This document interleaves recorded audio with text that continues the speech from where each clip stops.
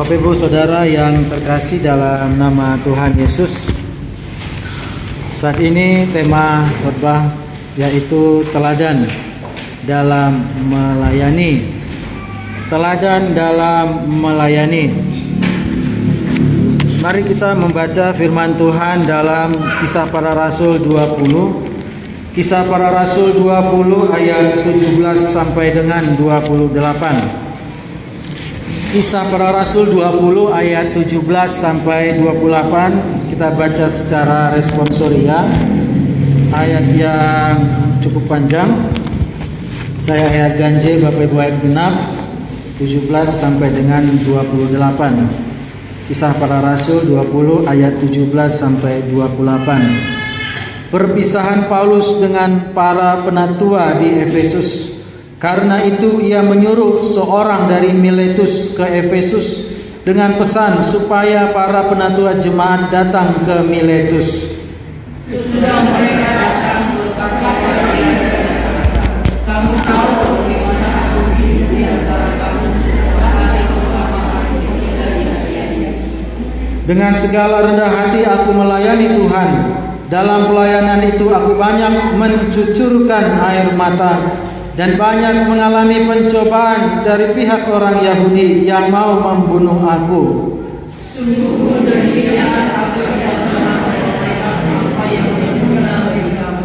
Semua juga mengucapkan baik kamu maupun dalam perbuatan di rumah kamu.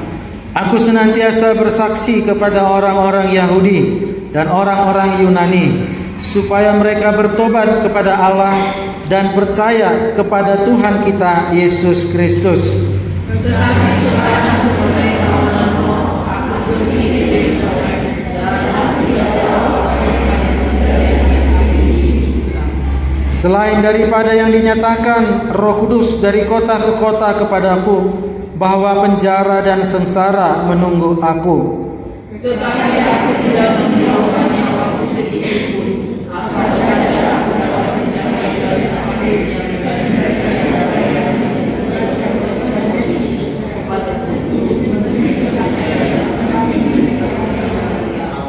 Dan sekarang aku tahu bahwa kamu tidak akan melihat mukaku lagi. Kamu sekalian yang telah kukunjungi untuk memberitakan kerajaan Allah. Sebab itu pada hari ini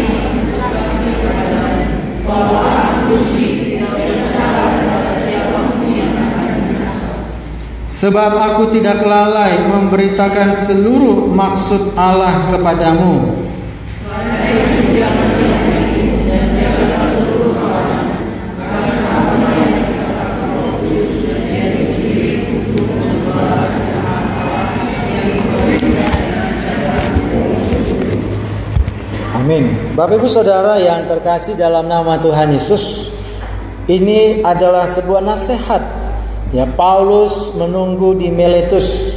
Paulus menyuruh orang supaya memanggil penatua-penatua dari Efesus datang. Ya, kurang lebih jarak dari Miletus ke Efesus 30 mil atau kurang lebih 46 kilometer.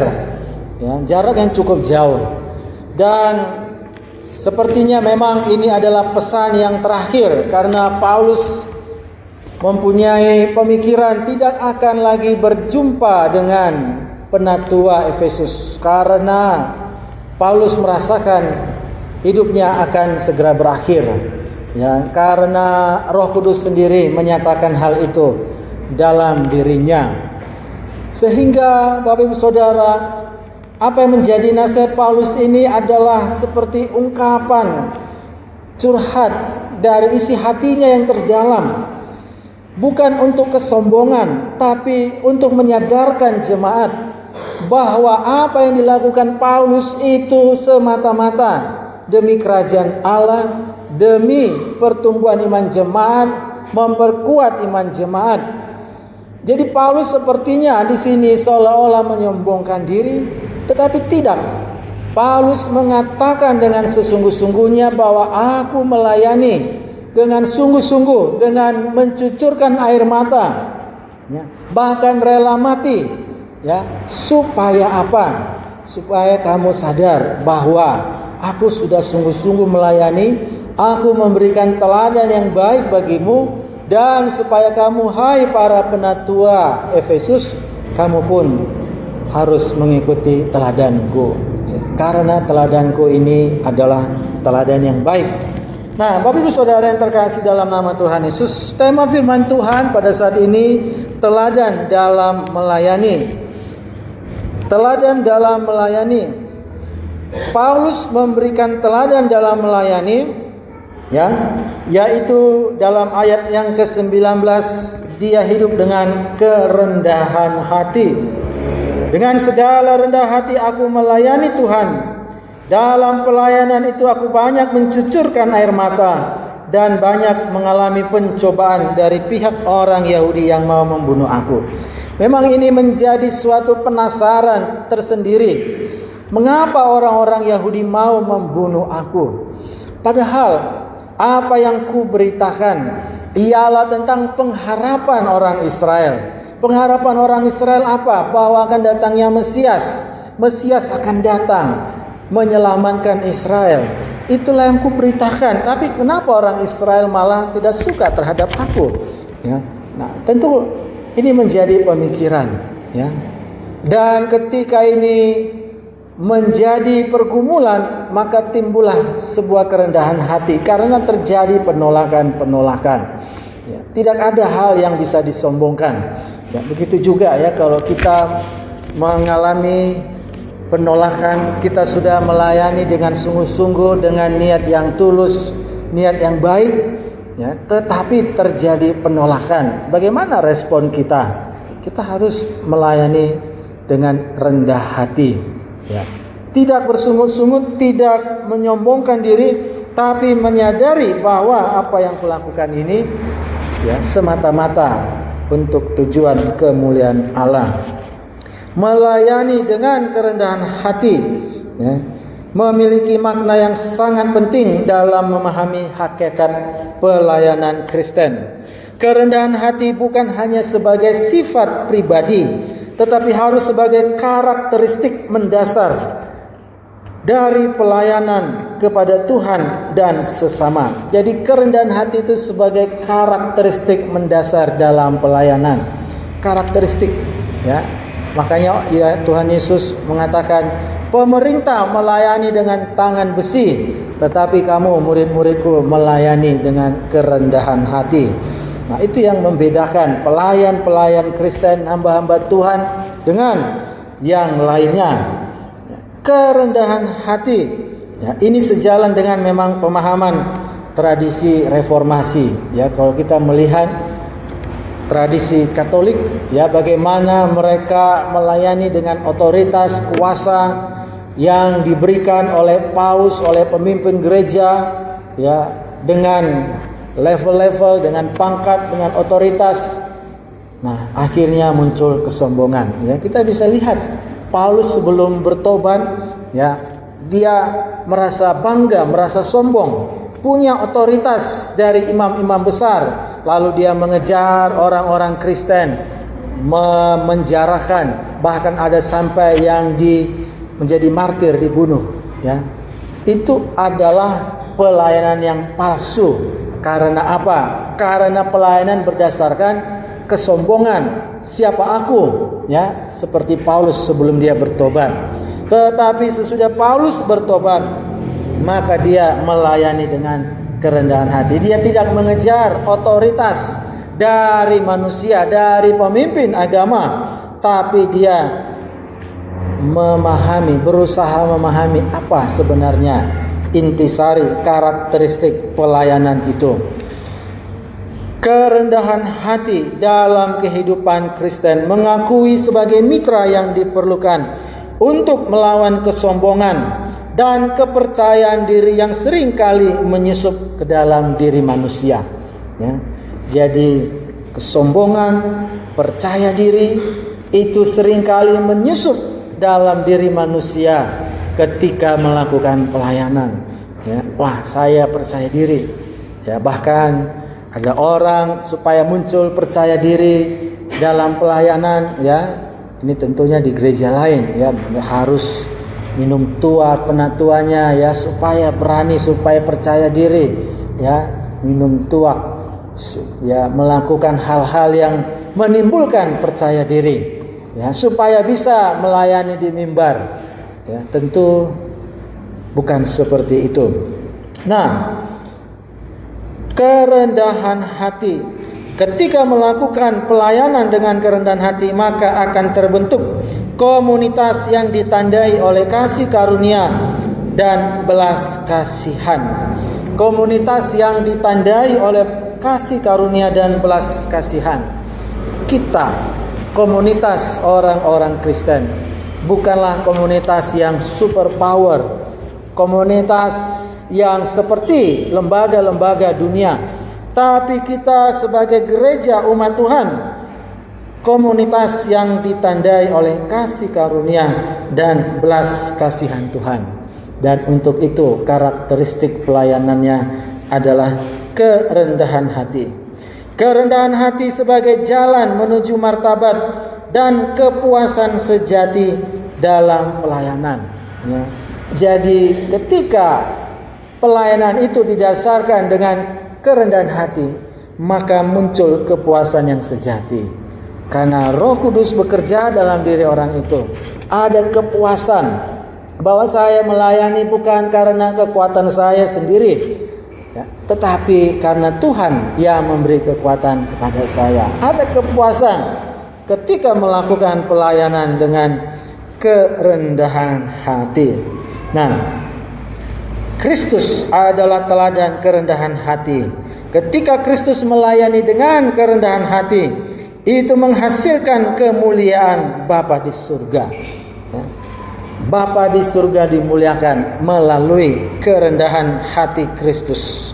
Begitu juga Rasul Paulus ketika melayani dengan kerendahan hati, menghasilkan kemuliaan Bapa di surga. Orang-orang menjadi takjub, siapakah Paulus? Siapakah Paulus? Paulus adalah seorang yang begitu bejat, tetapi oleh anugerah Tuhan dia diselamatkan. Paulus tidak pernah bercita-cita menjadi hamba Tuhan, menjadi rasul, tetapi Tuhanlah yang berkehendak dalam dirinya mengubah dia menjadi seorang rasul. Orang yang melihat kehidupan Paulus dan pelayanannya yang sangat rendah hati, maka mereka memuliakan Bapa di surga. Nah, bagaimana dengan kita Bapak Ibu Saudara yang terkasih dalam nama Tuhan Yesus?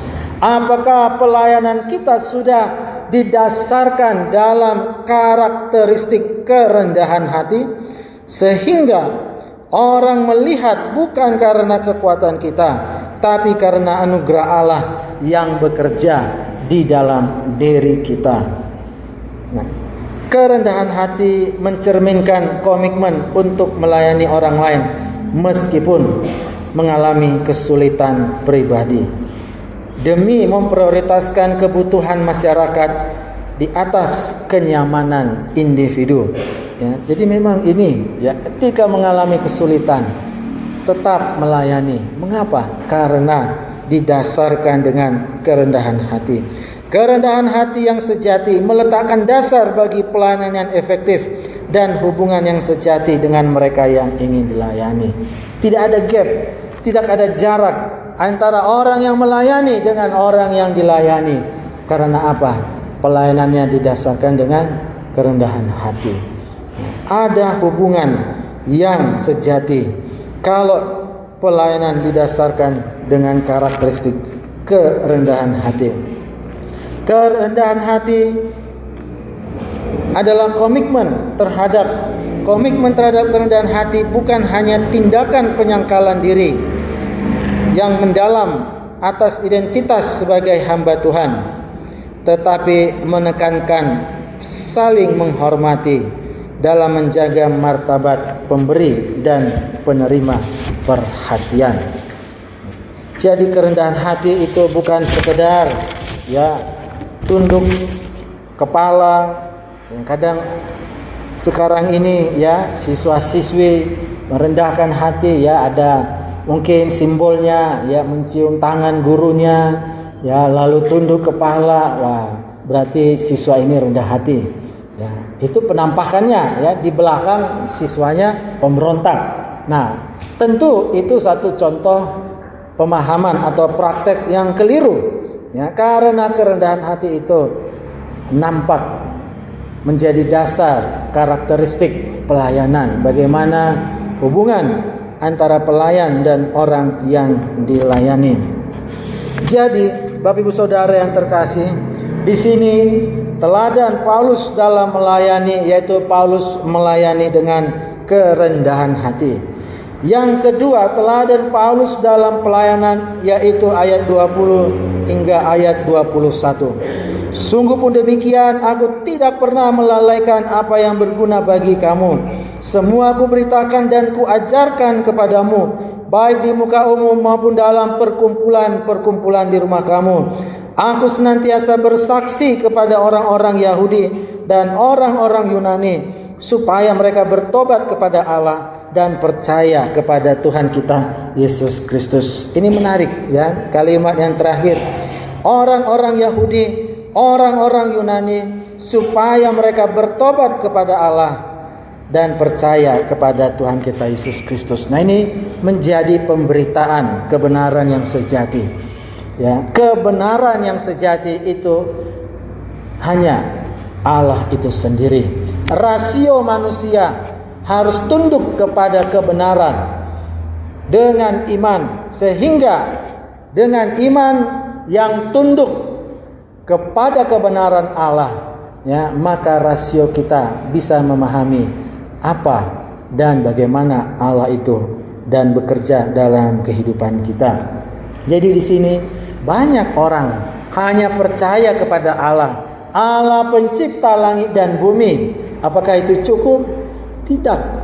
Karena kebenaran firman Tuhan mengatakan harus percaya kepada Allah dan percaya kepada Yesus Kristus yang mati dan bangkit di kayu salib. Itulah yang menjadi kebenaran sejati yang selalu dinyatakan oleh Rasul Paulus, ya. Dalam banyak ayat-ayat lain Rasul Paulus mengatakan, aku hanya memberitakan Kristus. Aku tidak suka bermegah, berfilsafat dalam pengetahuan-pengetahuan yang umum. Aku bangga kepada Kristus yang berkarya dalam hidupku, mengajarkan kebenaran yang sejati. Ada orang yang ketika berkhotbah, ya, itu menjelaskan hanya tentang situasi kondisi, mengajarkan tentang situasi kondisi saat ini. Harga cabai sudah naik, harga-harga sembako mahal, susah sekali hidup dalam dunia ini, politik begitu kacau dan sebagainya. Nah, itu semua adalah realita yang memang terjadi dalam kehidupan umat manusia, tetapi itu sangat rendah nilainya ketika diperhadapkan dengan kebenaran yang sejati. Bapak Ibu Saudara yang terkasih dalam nama Tuhan Yesus, Paulus pun memberikan nasihat kepada Timotius supaya Timotius mengajarkan kebenaran dengan setia, tidak terbatas kepada para pendeta dan pemimpin gereja saja, tetapi meluas kepada semua orang percaya yang diberi tugas untuk menjadikan murid dan pemimpin gereja. Jadi kebenaran yang sejati itu diajarkan, dan itu menjadi proses memuridkan dan membangkitkan pemimpin-pemimpin gereja seperti amanat agung Tuhan Yesus. Nah, Bapak Ibu Saudara, Paulus tidak ragu untuk mengajarkan apa yang bermanfaat, baik di umum maupun dari rumah ke rumah. Tidak hanya sekedar penyebaran informasi, tapi melibatkan keterlibatan aktif jemaat di dalam teks, mengajarkan, mengarahkan individu tidak hanya memahami doktrin, tetapi juga mewujudkannya dalam kehidupan sehari-hari. Jadi memang, ya, teologi memang harus memiliki dasar yang kuat. Ya, mengapa perlu dasar yang kuat orang Kristen? Karena memang orang Kristen hidup di zaman modern sekarang ini. pengetahuan semakin berkembang, teknologi semakin berkembang, rasionalitas orang-orang, cara berpikir orang semakin berkembang. Kalau rasionalitas orang Kristen tidak ditundukkan kepada kebenaran, maka orang Kristen tidak akan bisa beriman kepada Allah yang hidup dan yang sejati. Oleh sebab itu perlu sekali mengenal kebenaran itu melalui meneliti firman Tuhan, belajar firman Tuhan tiap-tiap hari. Itu yang diajarkan, yang disarankan ketika Paulus mau mati, ketika Paulus tidak akan berjumpa lagi dengan penatua-penatua Efesus. Paulus sangat menekankan hal ini. Ajarkanlah jemaat dengan kebenaran yang sejati, setia sampai akhirnya. Bapak Ibu Saudara yang terkasih dalam nama Tuhan Yesus, memang sayang sekali zaman modern ini, ya, kota Efesus itu di daerah Turki. Turki itu negara Islam, ya. Di mana gereja itu sekarang ini, ya? Memang di abad-abad pertengahan, sejak agama-agama lain muncul menyerang kekristenan, ya, maka kekristenan menjadi redup di daerah-daerah Timur Tengah, di daerah-daerah Asia Kecil. Ya. Sudah jauh-jauh hari Paulus mengingatkan supaya orang-orang Kristen harus menyelidiki firman Tuhan hari demi hari untuk membangun tubuh Kristus. Setiap anggota jemaat diperlengkapi dengan kebenaran firman Tuhan, diberitakan, dipelajari, dan dihidupi dengan setia.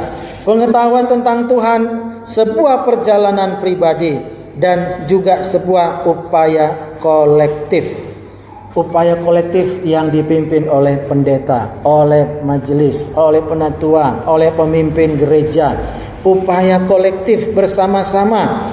Bagaimana tujuannya supaya jemaat ini bisa bertumbuh imannya, dewasa rohaninya, berkelanjutan dari generasi ke generasi, dari keturunan kepada keturunan.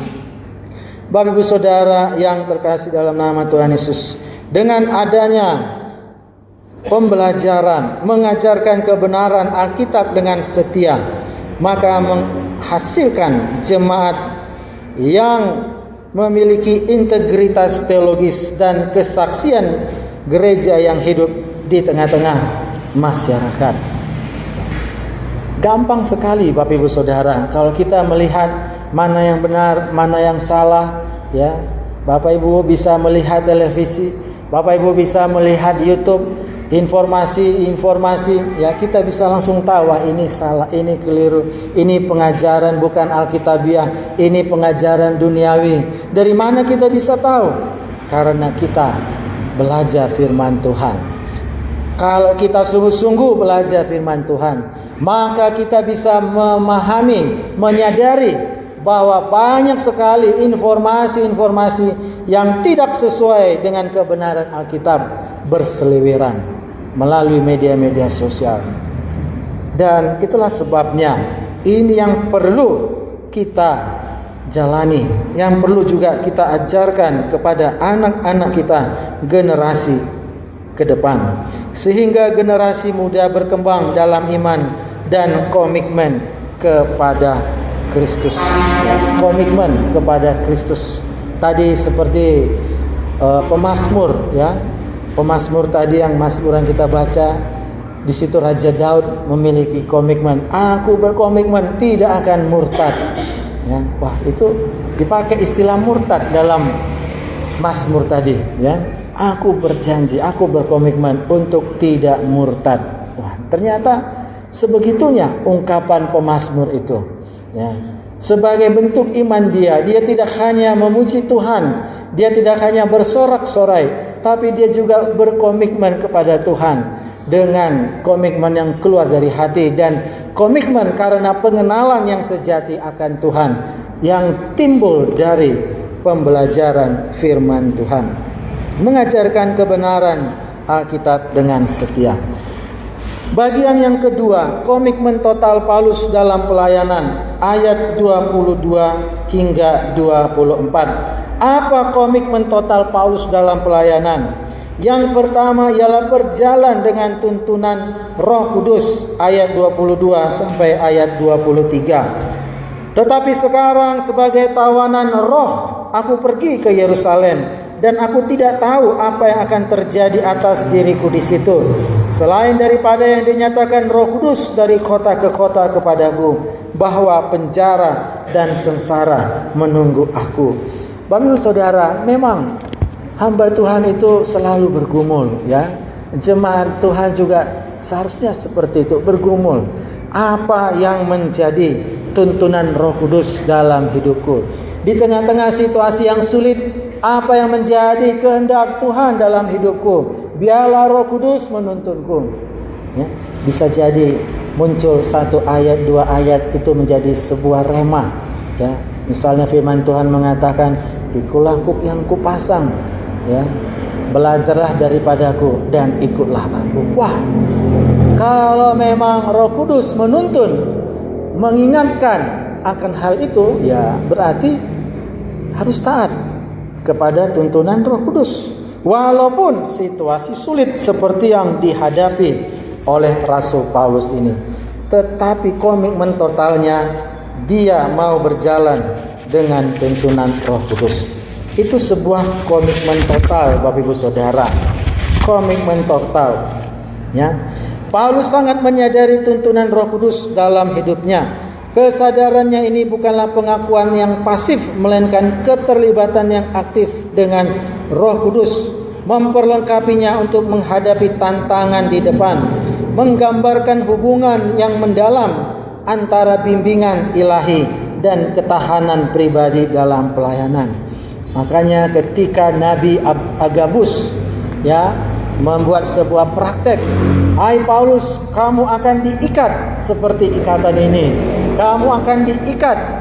Lalu Paulus mengatakan, "Jangankan untuk diikat, untuk mati demi Kristus pun aku rela." Nah, itu menunjukkan adanya keterkaitan erat antara bimbingan ilahi dan ketahanan pribadi. Kalau bimbingan ilahi jelas, maka kita memiliki ketahanan pribadi yang kuat dalam pelayanan, tidak cengeng dalam pelayanan walaupun menghadapi situasi yang sulit. Ya, karena apa? Karena jelas bimbingan ilahi. Ya, karena Roh Kudus mengatakan, kuatkan dirimu dalam kesulitan yang kau hadapi, kuatkan. Dan ketika mendapat bimbingan ilahi yang jelas, maka kita pun harus memiliki ketahanan pribadi dalam pelayanan yang kuat. Seperti Yesus juga, Yesus membutuhkan bimbingan dan pemberdayaan Roh Kudus dalam memenuhi misinya di dunia, menjadi model bagi ketergantungan para pengikutnya sendiri pada Roh Kudus. Tuhan Yesus dan Roh Kudus bersatu erat. Nah, jadi Yesus sendiri memberikan contoh, ya, bagaimana supaya misi pelayanannya di dunia yang sangat berat sampai harus mati di kayu salib. Yesus benar-benar bergantung mutlak kepada Roh Kudus yang membimbing, memberi kekuatan. Ya, kalau tidak secara manusiawi, kemanusiaan Yesus pastilah sulit. Yesus sampai harus menangis, Yesus sampai harus mencucurkan darahnya, keringatnya bagaikan peluh darah.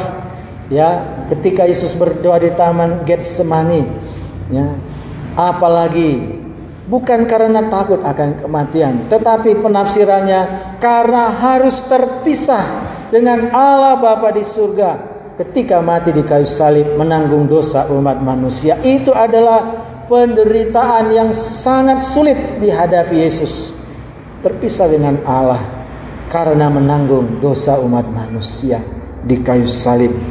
Bapak Ibu Saudara yang terkasih dalam nama Tuhan Yesus, ya. Hal yang berikutnya yaitu bahwa kepekaan orang Kristen, orang percaya terhadap bimbingan Roh Kudus dalam kehidupan dan pelayanan mereka. Peka mencerminkan, akan menghasilkan pelayanan yang transformatif, mencerminkan hati Tuhan. melayani secara efektif dalam konteks masa kini. Jadi ketika kita melayani, kita bukan untuk menyenangkan orang-orang kaya, kita bukan untuk menjilat pembesar-pembesar, pemerintah-pemerintah. Kita melayani karena tuntunan Roh Kudus. Kemana kita harus melayani, apa yang harus kita layani, bagaimana cara kita melayani. Sehingga itulah yang menjadi karakteristik pelayanan yang ditunjukkan oleh Rasul Paulus. Bahkan di hadapan raja-raja Bernike, Raja Agustus, Raja Felix, Agrippa, dalam pasal-pasal yang berikutnya, Paulus bersaksi di hadapan mereka.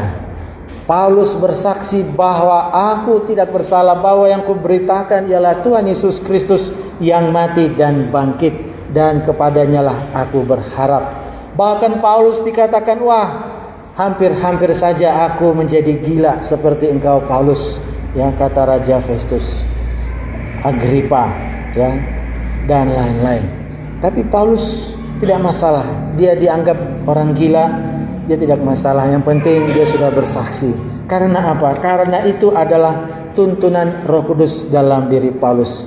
Bukan untuk bermanis-manisan di hadapan para pembesar, bukan untuk bermuka dua di hadapan orang-orang kaya, bukan untuk menjadi bunglon ketika berhadapan dengan orang-orang dunia ini, tapi menunjukkan ciri khas identitas orang Kristen yang sejati. Nah, itulah teladan pelayanan Paulus yang luar biasa. Berikutnya, jadi tuntunan ini bukan hanya pribadi, tapi dalam komunitas orang Kristen juga perlu tuntunan Roh Kudus, sehingga tuntunan Roh Kudus memberdayakan umat Tuhan semakin melayani berdasarkan kasih karunia dan talenta Roh Kudus yang diberikan kepada orang-orang percaya. Penting sekali, Roh Kudus sudah memberikan karunia, maka umat Tuhan melayani berdasarkan karunia itu dan memakai itu dengan tuntunan Roh Kudus. Yang berikutnya, komitmen total Rasul Paulus, yaitu melayani tanpa pamrih. Ayat 24. Tetapi aku tidak menghiraukan nyawaku sedikit pun, asal saja aku dapat mencapai garis akhir dan menyelesaikan pelayanan yang ditugaskan oleh Tuhan Yesus kepadaku, untuk memberi kesaksian tentang Injil kasih karunia Allah. Jadi, Bapak Ibu Saudara, hakikat pelayanan tanpa pamrih tidak terletak kepada keuntungan atau pengakuan pribadi, tetapi kepada pemenuhan misi yang diberikan Tuhan untuk memberitakan Injil. Jadi ukurannya bukan keuntungan, ukurannya bukan pengakuan-pengakuan orang lain, tetapi apakah kita sudah melakukan pelayanan tanpa pamrih. Itu berdasarkan apakah pekerjaan yang Tuhan sudah berikan sudah kita penuhi. Nah, dampak ketika Paulus melayani tanpa pamrih, maka itu berdampak kepada orang lain. Orang lain merasakan kasih yang berkorban, pengabdian yang luar biasa dari diri Paulus, sehingga diharapkan para penatua memiliki semangat yang sama. Wah, Rasul yang mendirikan gereja ini melakukan pelayanan dengan luar biasa. Marilah kita juga meneruskan semangat pendiri gereja Efesus. Nah, itu yang mau ditularkan Paulus kepada penatua Efesus, mengobarkan semangat pelayanan. Memang tidak kebetulan lagu-lagu yang dinyanyikan hari ini, jangan lelah bekerja di ladang Tuhan, dan sebagainya, itu sebagai juga ajakan, dorongan supaya kita tidak lelah. Dan ini sebagai stimulan, pemberi semangat. Mengapa jangan lelah? Apakah karena kita memerlukan sesuatu sehingga kita melayani Tuhan, supaya Tuhan menjawab doa-doa kita? Ataukah kita melayani Tuhan seperti Rasul Paulus ini, karena Paulus menyadari Tuhan sudah bekerja dalam kehidupannya. Bapak Ibu Saudara, banyak orang menyia-nyiakan anugerah yang sudah Tuhan beri dalam hidupnya.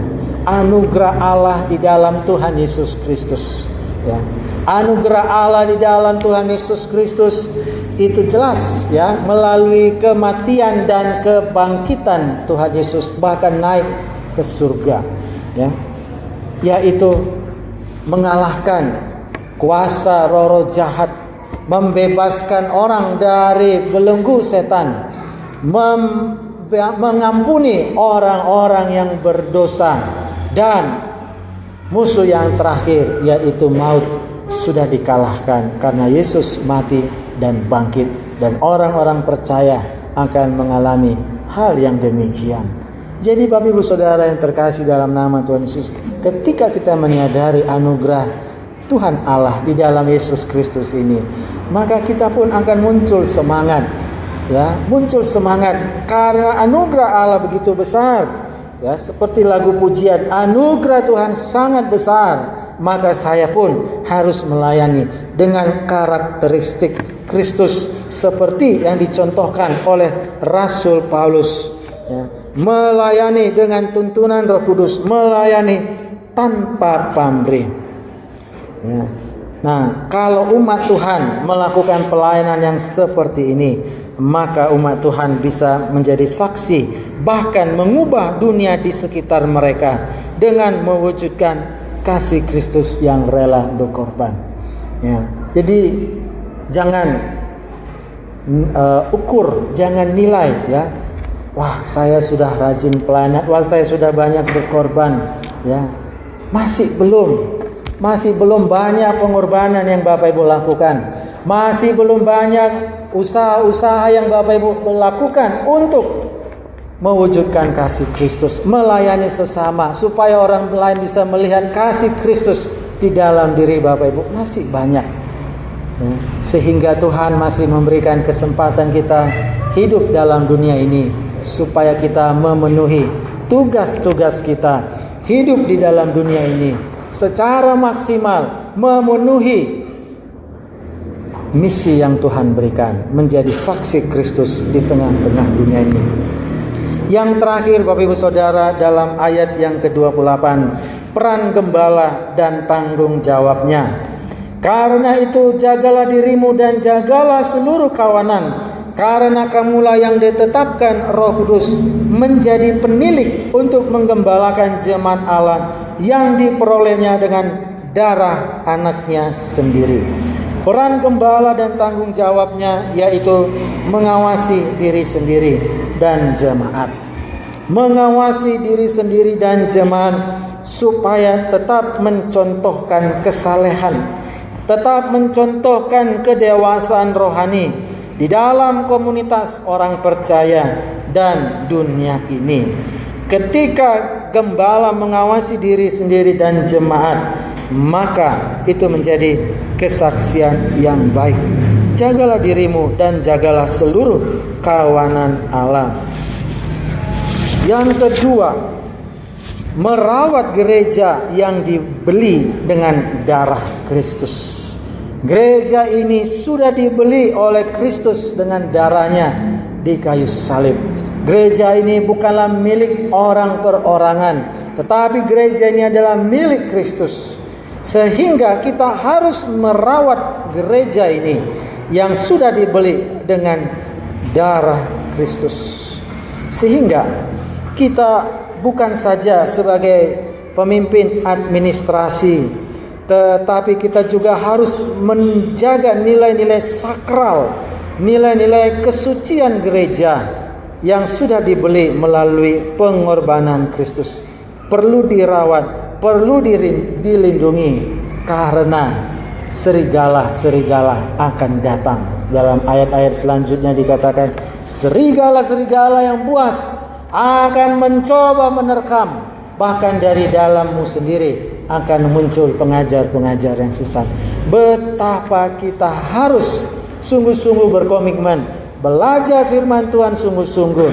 Kita harus melayani dengan kerendahan hati supaya kesombongan tidak menyusup ke dalam jemaat, Kita harus melayani dengan tuntunan Roh Kudus. Kita harus melayani dengan pamrih supaya gereja ini kesuciannya bisa terawat di tengah-tengah dunia, di tengah-tengah kegelapan. Ya, dengan terang Kristus yang ada di dalam gereja ini, kita harus menjaga terang itu sehingga garam itu tidak menjadi tawar. Bapak Ibu Saudara yang terkasih dalam nama Tuhan Yesus, sebagai penutup, sebagai aplikasi firman Tuhan, ini adalah panggilan untuk mengikuti teladan Paulus dan Yesus. Paulus dan Tuhan Yesus sudah memberikan contoh yang nyata, contoh yang tertulis dalam firman Tuhan, contoh yang kita bisa mengerti, contoh yang kita bisa lihat, contoh yang hidup, ya. Sama seperti Daud juga. Daud adalah gembala yang baik. Yesus adalah gembala yang baik. Tetapi Daud maupun Paulus adalah gembala-gembala bawahan, karena gembala yang agung dan sejati, yaitu Tuhan Yesus Kristus. Pendeta, penatua majelis dipahami sebagai gembala bawahan, mengikuti teladan kebaikan gembala agung Yesus Kristus, pemimpin dari para gembala, yaitu Yesus Kristus yang rela memberikan nyawa bagi domba-dombanya. Nah, sehingga melalui firman Tuhan pada saat ini, kita dituntut untuk berkomitmen pada visi yang transformatif, visi yang mengubah, seperti Kristus pelayanannya mengubah umatnya. Kristus mengubah orang berdosa menjadi orang yang suci dan kudus. Maka pelayanan kita juga haruslah pelayanan yang transformatif, yang tidak hanya menjawab kebutuhan jemaat, tapi kebutuhan dunia yang lebih luas. Pemulihan yang nyata, penebusan dosa di tengah-tengah orang berdosa di dalam dunia ini. Nah, oleh sebab itu tetap perlu pemberitaan Injil, baik kepada orang-orang Kristen maupun kepada orang-orang yang masih di luar sana yang belum Kristen. Injil itu perlu, ya, karena Yesus itu diperlukan oleh semua orang. Mengapa Yesus diperlukan oleh semua orang? Karena hanya Yesuslah yang bisa mengampuni dosa manusia. Karena hanya Yesuslah yang bisa melepaskan orang dari keterikatan roh-roh jahat. Dan hanya Yesuslah yang bisa membawa orang kepada hidup yang kekal, memelihara hubungan dengan Allah baik sekarang sampai di surga selama-lamanya. Nah, sehingga kita perlu menceritakan tentang Yesus kepada semua orang. Dan inilah yang menjadi tantangan supaya menjadi teladan dalam pelayanan di tengah masyarakat. Marilah kita melayani dengan kerendahan hati, dengan kesetiaan, dengan komitmen, dengan kasih yang besar kepada mereka yang kita layani. Ingat, yang melayani bukan hanya pendeta, bukan hanya penatua majelis, tetapi semua anggota-anggota jemaat haruslah melayani di tengah-tengah dunia ini, dalam pekerjaan, di tengah-tengah tetangga, menjadi saksi. Ya, pelayanan itu bukan hanya berbicara, bertindak di mimbar, tetapi pelayanan itu adalah seluruh kehidupan kita, yang hidup kita sudah persembahkan kepada Tuhan. Itulah inti pelayanan yang sesungguhnya. Amin. Mari kita bersatu di dalam doa. Bapa kami di dalam surga, kami mengucap syukur ya Tuhan, bahwa umat-Mu di tempat ini yang setia beribadah. Tuhan, biarlah kami semua untuk semakin bertumbuh iman kami, supaya kami tidak hanya puas dengan keselamatan yang sudah kami terima, tapi kami harus melihat kepada dunia ini, bahwa dunia ini juga memerlukan Injil-Mu ya Tuhan. Dan kami pun harus memiliki fondasi iman yang kuat, yang kami dapatkan melalui pengajaran kebenaran firman Tuhan yang setia, yang murni, yang sehat, yang sejati. Biarlah kami rindu setiap hari belajar firman Tuhan. Belajar firman Tuhan, mengenal Tuhan, semakin mencintai Tuhan, semakin mencintai firman-Mu Tuhan. Dan itu kami aplikasikan dalam hidup kami sebagai bentuk pelayanan kami kepadamu Tuhan. Agar kami bisa menyenangkan hati-Mu ya Tuhan. Karena Engkau ya Tuhan sudah terlebih dahulu berkorban bagi kami. Engkau memberikan sukacita karena Tuhan sudah mengampuni segala dosa dan pelanggaran kami. Terima kasih Bapa. Berkatilah umat-Mu, jemaat-Mu di tempat ini. Terpuji, termulialah nama-Mu Bapa kekal sampai selama-lamanya. Di dalam nama Tuhan Yesus Kristus kami berdoa dan mengucap syukur. Amin.